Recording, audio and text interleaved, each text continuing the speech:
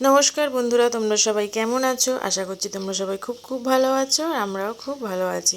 আর দেখো, আজকে রান্না করব হচ্ছে তেলাপিয়া আর বাটা মাছ। মাছগুলো ধুয়ে নুন হলুদ মাখিয়ে রেখেছি, আর এদিকে বসিয়ে দিয়েছি কড়াইতে দিয়েছি তেল। এখন হবে মাছের ঝোল। সকালে টিফিন করা হয়ে গেছে, তারপরে চলে এসেছি রান্নাটা করতে। তো আজকে উচ্ছে আলু দিয়ে মাছের ঝোলটা করব, আর এই গরমে এরকম তিতর ঝোল খুব ভালো লাগে। উচ্ছে আলু দিয়ে মাছের ঝোল মানে খুব গরমের জন্য ভালো, অত মশলার খাবার না খেয়ে। তো এই বাটা মাছের ঝোল করব, তাই ঠিক করলাম। তার ছেলেদের জন্য তেলাপিয়া, যত কাটা তো ওরা তো খেতে পারবে না বাটা মাছ, তাই ওদের জন্য তেলাপিয়া মাছ করব। তাই এদিকে মাছ ভাজা বসিয়ে দিয়েছি। রান্নাবান্না সব কমপ্লিট হয়ে গেছে, এদিকে সব রান্নাগুলো এখানে রাখা আছে। আর এটাই হচ্ছে আমার ভাত, ব্রাউন রাইস।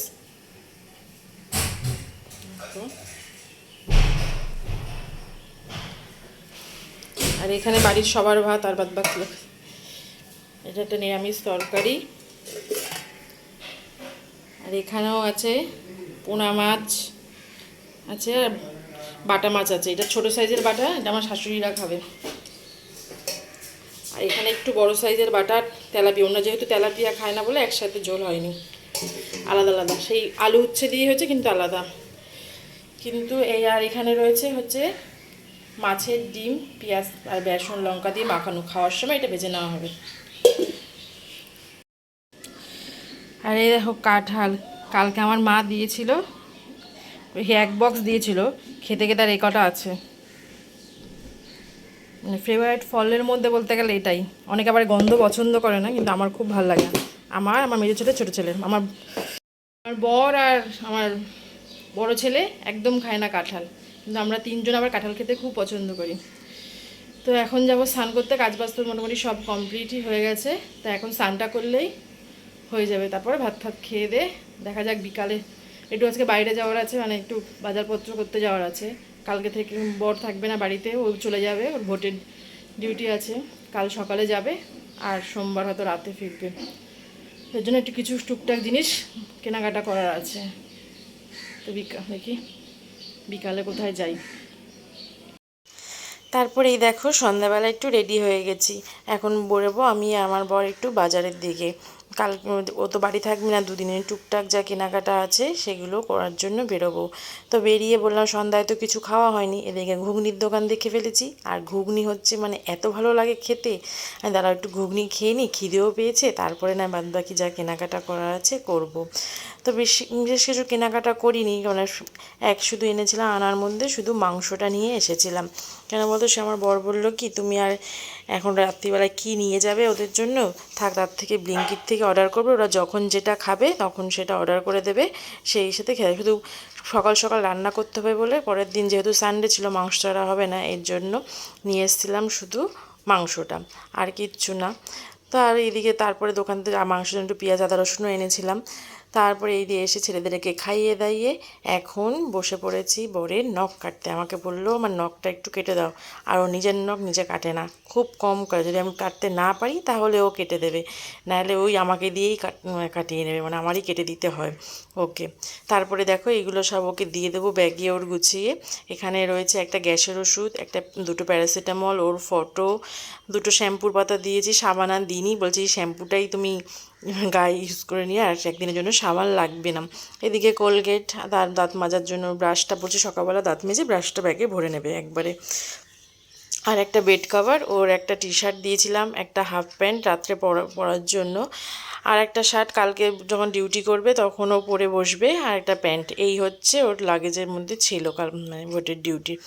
তো এইগুলো সব গুছিয়ে দিচ্ছে এক এক করে, ওকে দেখিয়ে দেখিয়ে বলছি এইখানে এই চেনের মধ্যে এটা রেখেছি, ওই চেনে এটা রেখেছি, যাতে ওর খুঁজতে না হয়, ওর মতেই থাকে।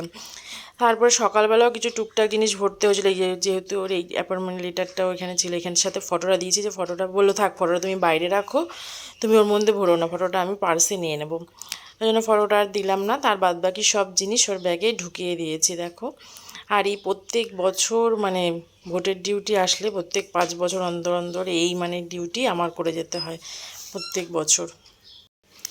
খারাপও লাগে, ভাবি এবার দুদিন বাড়ি থাকবে না, কিন্তু যেহেতু ডিউটি করতেই হবে, এবছর ভেবেছিলাম ডিউটিটা এড়ানো যাবে, কিন্তু এই ডিউটিটা এড়ানো গেল না কোনো মতেই। ভাবলাম ওর অ্যাক্সিডেন্ট হয়েছে, সব কিছু মানে জমা দিলাম কাগজপত্র, মেডিকেল সার্টিফিকেট, কিন্তু কিছুতেই কিছু হলো না। সেই ডিউটি আসলো, এবার যেতেও হবে। মানে কি বলবো, চাকরি পাওয়ার পর থেকে ওর একটা বছর ওর জন্য মিস যায়নি। প্রত্যেক বছর ওর ভোটের ডিউটি আসে, মানে এমন কোনো বছর নেই যে ওর ডিউটি আসে না। বললাম এবছর তোর ব্যাগ বইতে পারবে না, থাক এবছর যদি। আর ওর ব্যাগ বইতে প্রচণ্ড পরের দিন এসে বলছে আমার খুব হাতে ব্যথা করছিলো জানো, ব্যাগটা সারা দিন ব্যাগটা কাঁধে নিয়ে রেখে দিয়েছি, এরকম এসে বল। কী করবো, এটা তো আর উপায় নেই, ওর নিজেকেই নিজে করতে হবে। এই জন্য সব একটা একটা করে দেখিয়ে ওকে গুছিয়ে দিলাম। বললাম শুধু জলের বোতলটাও রেখে দিয়েছিলাম ফ্রিজে, যাতে ঠান্ডা জলটা সারাদিন খেতে পারে। আর যাওয়ার সময় জলের বোতলটা একটা ন্যাকড়া দিয়ে পেঁচিয়ে প্লাস্টিকের মধ্যে ভরে ব্যাগের মধ্যে দিয়ে দিয়েছিলাম। আর এই দেখো হয়ে গেল ব্যাগ গুছানো। এই দেখো বললাম দেখো তোমার সব কমপ্লিট, তুমি শুধু। আর ওনার আবার রাত্রে আছে, কানে হেডফোন ছাড়া তো ঘুমাতে পারে না। আমি বলে হেডফোনটা রাত্রেবেলা তো হয়ে গেলে সকালবেলা তুমি হেডফোন আর ব্রাশ এই দুটো তুমি সকালবেলা ভরে নেবে। আর আমি বাদবাকি সব ভরে দিয়েছি। তারপর এদিকে দেখো বাবা ছেলে মিলে সব পড়েছে খেলা দেখতে, ধোনির খেলা ছিল। আর আমার ছেলেরা সব ধোনির সাপোর্টার, এই নিয়ে বসে পড়েছে সব, দেখো হুড়ো হুড়ি। আর যেহেতু ধোনি হেরে গেছে, আর আমার বড় ছেলে রেখে টিভিটাকেই বন্ধ করে দিয়েছে, বলে দুধ আর দেখতেই দেবে না। এদিকে আমি একটু বরের পাশে বসে একটু গল্প করি যে দুদিন থাকবে না, কেমন লাগছে তোমার আমাদেরকে ছেড়ে থাকতে। ও বলছি আর ও কী কথা। আর এবার আমার ছোটো ছেলে যা জ্বালিয়েছে, মানে বাবা বাড়িতে নেই, ও সারাদিন অতটাই করেনি। মাসির বাড়ি গেল রাত্রেবেলা যখন শোয়ার টাইম, তখন একটু বাবার সাথে ওর বেশি থাকে। ওই টাইমটা এত কান্না করেছে, খালি ফুপিয়ে ফুপিয়ে কেঁদে গেছে। ওর বাবাকে ফোন করেছি, ভিডিও কল করে দেখিয়েছি, তাও হয় না। কোনো দিন এরকম জ্বালায়নি, কে নিয়ে এবছর এরকম করলো কেন। এই দেখো আবার ফিরে আবার টিভি চালিয়েছে।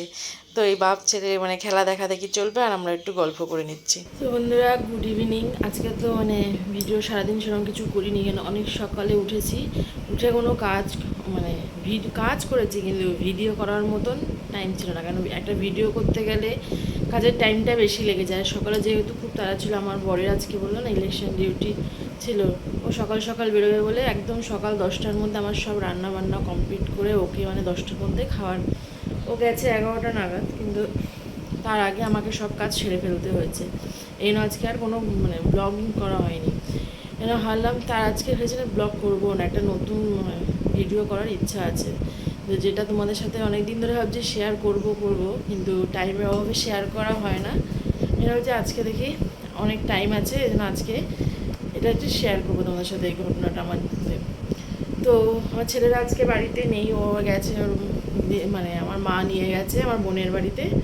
আমি একাই বাড়িতে আছি, আমার বড় বাড়িতে নেই, তো একাই। আর আজকে তো রাত্রিবেলা একাই থাকতে হবে 3 ছেলেকে নিয়ে, জানি না মা থাকবে কিনা, মা থাকলে আর একা থাকতে হবে না।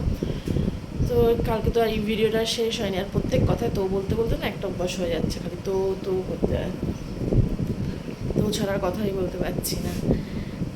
আর ভাবলাম তো কালকের ভিডিওটা শেষ তো হয়নি, তখন রাত্রিবেলা হয়ে গেছে, ওর ব্যাগ ট্যাগ গুছিয়ে তারপর একটু বসে নিজেরাও কথাও বলছিলাম, আর সেভাবে ভিডিওটা শেষ করা হয়নি। ভাবলাম আজকে আমার ভিডিও করতে করতে আবার একটু বেরোলাম। এত কুকুর ডাকছে না আমাদের বাড়িতে, প্রচণ্ড কুকুর, বা আমাদের আমরা পুষি না, পাশে এত কুকুরের ডাকে, আর তোমরা কিছু শুনতে পেতে না, যদি কথা বলতে না কিছুই শুনতে পেতে না। এই জন্য ভিডিওটা অফ করে রেখে আবার ওদের কী করতে গেলাম। তো এখন চিৎকার বন্ধ হয়েছে, তোমরা মোটামুটি শুনতে পাচ্ছ না। যাই হোক, মাঝে মাঝে আমার ভিডিওতে শুনতে হবে কুকুরের চিৎকার, প্রচণ্ড যখন চিৎকার করে না একসাথে সব কটা এরকম। আর এখন তো ঘরটা ফাঁকা আছে বলে ভাবলাম এখন এই ভিডিওটা একটু করি, ছেলেদের সামনেও হয় না, ওরা বেশ চিৎকার চেঁচামেচি করে থাকে, বসে কথা বলাটা সম্ভব হয় না। এই ফাঁকা আছি, ভাবলাম বসে বসে ভিডিওটা তাহলে করে ফেলি আজকে তোমাদের। তো এখন এই ভিডিওটা শেষ করছি, আজকে এখানেই ভিডিওটা শেষ করলাম। আজকে না, কালকের ভিডিওটা আজকে এখানেই শেষ করছি। আবার দেখা হবে নতুন একটা ভিডিও নিয়ে কালকে তোমাদের সাথে। আজকের মতন টাটা।